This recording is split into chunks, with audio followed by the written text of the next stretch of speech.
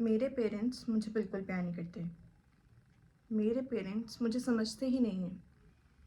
वो समझते ही नहीं है कि मुझे क्या चाहिए ज़िंदगी में, क्या नहीं चाहिए।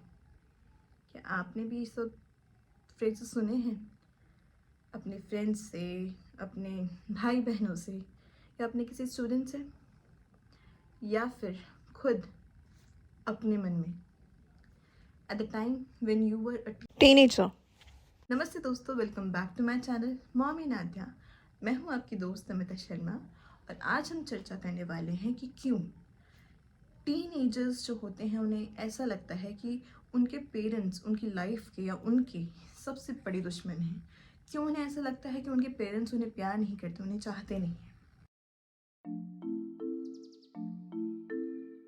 दोस्तों, टीनेज एक ऐसी एज होती है जहाँ पर आपकी इंटरनली जो है बॉडी में काफ़ी सारे चेंजेस आ रहे होते हैं। हार्मोनल चेंजेस अकर हो रहे होते हैं आपकी बॉडी में, बिकॉज ऑफ विच बहुत सारे जो है ओवरऑल आपकी पर्सनालिटी में, आपके बिहेवियर में, हर तरीके से नए नए चेंजेस आते हैं। ये एज बड़ी डिफ़िकल्ट होती है, डिफ़िकल्ट कहिए या बहुत टेंडर एज बोल लीजिए, because you are entering into adolescence age. तो हमें ऐसा लगता है कि यार हर चीज़ हमारे हिसाब से होनी चाहिए। Like be it about going to parties, be it about going to movies with friends, late night parties करना, देर तक जो है बाहर स्टे करना अपने दोस्तों के साथ, और बहुत सी चीज़ें, मतलब जो है हमें ऐसा लगता है कि हर चीज़ जो है हमारे अकॉर्डिंग होनी चाहिए, हमारे हिसाब से ही होनी चाहिए।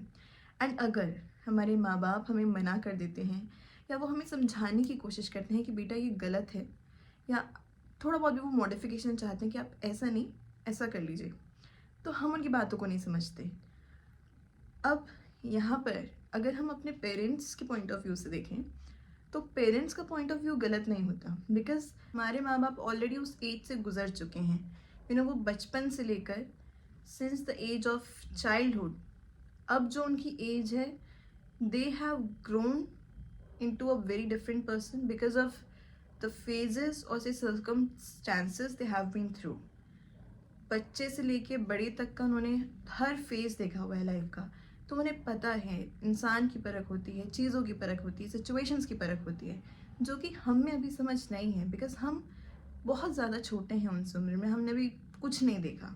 और ये चीज़ें आपको अभी रियलाइज़ नहीं होंगी, you will realise it when you enter the college, या फिर जब आप एक प्रोफेशनल स्टेज में एंटर कर जाते हैं, प्रोफेशनल लाइफ में एंटर कर जाते हैं, और आपको अपने पेरेंट्स से दूर रहना पड़ता है, तब आपको समझ में आता है कि हमारे माँ बाप गलत नहीं थे उस वक्त पे, जब उन्होंने हमें समझाया, या किसी पर्टिकुलर चीज़ को लेकर, किसी पर्टिकुलर इंसान को लेकर उन्होंने अगर हमें कुछ भी समझाया था, तो वो बिल्कुल सही था। The fact is just that कि हम उस एज में होते हैं कि हमें चीज़ें नहीं समझ में आती, और हमें ऐसा लगता है कि यार हमारे माँ बाप तो हमें समझते ही नहीं हैं, उन्हें कुछ समझ में ही नहीं आता, उन्हें कुछ अच्छा ही नहीं लगता है कि हम कुछ भी करें, वो हमसे उल्टा ही बोलते हैं कि तुम ऐसा नहीं ऐसा करो।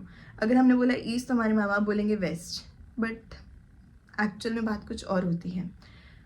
देखा जाए तो पेरेंट्स अपनी जगह सही होते हैं और बच्चे अपनी जगह सही होते हैं, ऐसा मुझे इसलिए लगता है बिकॉज बीइंग अ किड और being someone at your place, at place of a teenager, हमें, क्योंकि हमने वो सब चीज़ें नहीं देखी, हमने वो सारी सिचुएशंस नहीं देखी हैं, हम अभी भी जो है उन चीज़ों से वंचित हैं, है ना। हम कोसों दूर हैं उन चीज़ों से, हमें पता ही नहीं है कि ओ एक्चुअल जो वर्ल्ड होता है, जो या फिर जो एक्चुअल लोग होते हैं, वो ऐसे भी होते हैं, या लाइफ में हमें ये चीज़ें फेस करनी पड़ती है, तब हमें पता चलता है कि who are real people, who are fake friends and all. ये सब चीज़ें वक्त के साथ सीखने को मिलती हैं। अगर हमारे माँ बाप हमें किसी चीज़ को समझाना है, तो उस समय क्योंकि कुछ समझ में नहीं आता है, धीरे धीरे चीज़ें समझ में आती हैं। अब अगर मैं अपनी बात करूँ, तो मुझे कभी ऐसा तो नहीं लगा कि हाँ मेरे माँ बाप मेरे दुश्मन हैं या वो मेरा बुरा चाहते हैं, बट हाँ ये चीज़ ऑब्वियसली लगती थी कई बार कि यार बताओ, मतलब मुझे ऐसा करना है, मैं मम्मी पापा से कह रही हूँ और वो मना कर रहे हैं। But thanks to my teacher for sharing his experience with not just me but all the students. मेरे एक बहुत ही अच्छे और मेरे फेवरेट टीचर हैं अब तक के, मतलब जो मेरी फेवरेट टीचर्स की लिस्ट है उनमें से मेरे ही is one of the best teachers. Mister Rupesh Shrivastava sir. The best thing about him was कि पढ़ाई के अलावा sir use to discuss his personal experiences in life, कि वो जब हमारी एज पर थे तो वो क्या करते थे, या उनका उनके पेरेंट्स के साथ रिलेशन कैसा था, कि क्या क्या चीज़ें जो हैं जब हम इस एज से गुजरते हैं तो बीइंग इन दैट स्टेज हम क्या क्या एक्सपीरियंस करते हैं, हमारा पेरेंट्स का क्या पर्सपेक्टिव होता है, हमारा क्या पर्सपेक्टिव होता है, क्लैशेस कहाँ पर आते हैं हमारे व्यूज़ में, और वो कितने सही होते हैं हमारे पेरेंट्स, हम कितने सही होते हैं, वगैरह वगैरह. मतलब हर चीज़ जो है वो पढ़ाई के साथ साथ हमारे रियल लाइफ एक्सपीरियंसेस भी जो सर ने हमसे शेयर किए वो बहुत जो है हमारे काम आए. हमने हमसे एक बात डिस्कस की थी सारे स्टूडेंट्स से कि ये एज बेटा ऐसी होती है जहाँ पर हर बच्चे को ऐसा लगता है कि जो हमारे पेरेंट्स हैं वो मोगेम्बो है हमारी लाइफ के. मोगेम्बो खुश हुआ. अगर आपने मिस्टर इंडिया देखी है तो आप समझ पाएंगे इसका रेलेवेंस कहाँ से मिल रहा है. बट ऐसा नहीं होता है. क्यों नहीं होता है वो मैंने आपको ऑलरेडी बता दिया. उस डिस्कशन के बाद मुझे रियलाइज़ हुआ, समझ में आया कि एक्चुअली मेरे पेरेंट्स गलत नहीं हैं, वो अपनी जगह बिल्कुल सही हैं, और जो भी वो कह रहे हैं ऑफ कोर्स वो बिल्कुल सही है. It was just that. और ऐसा नहीं होता है कि हमें नहीं पता होता कि हमारे पेरेंट्स सही हैं या हम गलत हैं, बट कई बार सिचुएशंस ऐसी आ जाती हैं, या कहिए वो एज ही ऐसी होती है जहाँ पर हमें हमारे पेरेंट्स मोगैम्बो से कम नहीं लगते. तो मुझे ऐसा लगता है कि अगर हमें at the stage of a life, अगर हमें कोई हमसे बड़ा या कोई हमारा फ्रेंड अगर सेम बात को जो सर ने हमसे डिस्कस की थी हमें बताई थी, समझाई थी, सो आई रियली रियली होप कि मेरा ये वीडियो जो है वो लोगों तक पहुँचे, ज़्यादा से ज़्यादा बच्चों तक पहुँचे, टीनेजर्स तक पहुँचे, उनके पेरेंट्स तक पहुँचे, और उन बच्चों को हेल्प करे समझने में. Not to fight with your parents, not to misunderstand your parents, but try to understand their position, try to understand what they are trying to say from their perspective. Also, I would like to request the parents to sit calmly with your child. अपने बच्चे के साथ आराम से प्यार से बैठें. जो भी आपकी बात है, जो भी आपका पॉइंट ऑफ व्यू है, उसे आराम से प्यार से रखें, और उतनी ही सहजता से, उतने ही प्यार से बच्चे को समझाने की कोशिश करें. बिकॉज बीइंग अ पेरेंट, सी मैं भी अब पेरेंट हूँ. बात अलग है कि अभी मेरी बच्ची छोटी है और आप एक अलग स्टेज पर हैं, बट बीइंग अ पेरेंट अगर बच्चा हमारी बात नहीं सुनता है, सो कहीं ना कहीं वी गेट एंग्री.